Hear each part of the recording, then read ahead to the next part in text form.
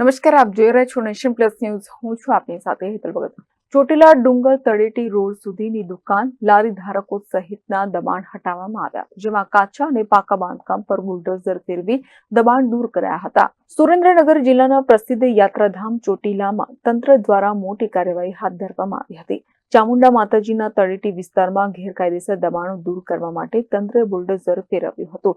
આ કાર્યવાહી દરમિયાન કોઈ અનિચ્છનીય બનાવ ન બને તે માટે ચુસ્ત પોલીસ બંદોબસ્ત ગોઠવવામાં આવ્યો હતો, જેમાં ડેપ્યુટી કલેક્ટરની આગેવાનીમાં હાથ ધરાયેલી આ કાર્યવાહી પહેલા તંત્ર દ્વારા તમામ દબાણકર્તાઓને નોટિસ આપવામાં આવી હતી અને દબાણો સ્વૈચ્છિક રીતે દૂર કરવા માટે જણાવવામાં આવ્યું હતું. જો કે નોટિસ છતાં દબાણો દૂર ન કરાતા તંત્રએ કડક પગલાં લેવાની ફરજ પડી હતી.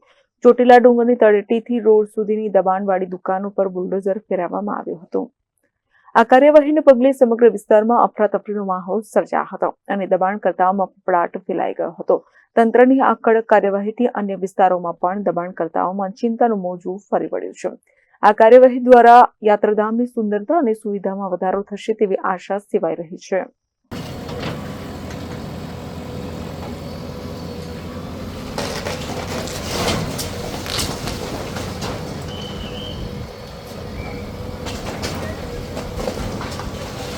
Oi.